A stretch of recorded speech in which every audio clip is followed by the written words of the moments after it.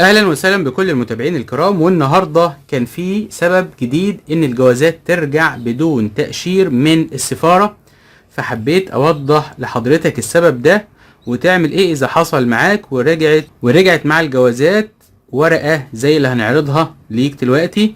وكمان هنوضح حاجة مهمة بالنسبة لتاريخ السفر للتأشيرات الحالية وموقف التمديد لهذه التأشيرات. ولكن في البداية ما تنساش اللايك الجميل بتاعك والاشتراك في القناة علشان يوصلك كل جديد أول بأول. في البداية تعالوا كده نشوف السؤال ده مهم بالنسبة للسفر للسعودية، وده عبارة عن تأشيرة زيارة عائلية متعددة اللي صدرت العام الماضي. السؤال بيقول ايه؟ لو الأولاد والأسرة هتدخل المملكة أو السعودية يوم 20 أغسطس، هل التأشيرة هتكون سارية؟ تعالوا كده نبص على التأشيرة اهي.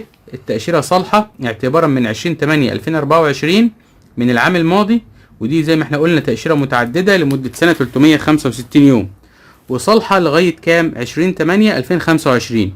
يبقى مسموح لحضرتك انك انت تدخل المملكة يوم 20/8/2025 قبل الساعة 12 ليلا بتاريخ المملكة، وبتوقيتها بتكون متواجد في المطار وكمان ختمت من الجوازات. لو اتأخرت بعد الساعة 12 بالليل هتبقى التأشيرة بتاعتك غير سارية وما ينفعش تعدي من المطار. ونصيحتي ليك ادخل قبلها بيوم او يومين المملكة تحسبا لأي ظرف طارئ ممكن يحصل معاك. نيجي بقى لسبب تاني بيخلي الجوازات بترجع بدون تأشير من السفارة، وهو ايه؟ بص كده على الصورة، شوف مكتوب ايه في التعليق: رسوم. ومعنى الكلام ده ان رسوم طلبات تأشيرة الدخول اللي هي طلب انجاز غير مدفوعة. وشوف الاستفسار بيقول ايه: انا استلمت الجوازات بتاعتي انا واولادي ولكن مش متأشرين، ولما دخلت على المنصة لقيت تأشيرتي بس هي اللي طلعت او تم اصدارها، ولكن الاولاد جوازاتهم معاها الورقة دي اللي هي ظاهرة امامك على الشاشة.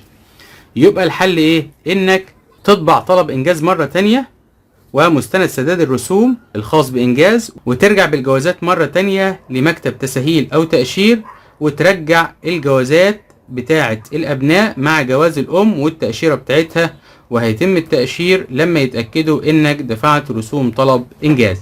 نشوف بقى السؤال ده والاستفسار: هل ليك 3 شهور إقامة في المملكة بيتم حسابهم من تاريخ الإصدار ولا من تاريخ دخول المملكة؟ وبص على التأشيرة اللي معانا دي.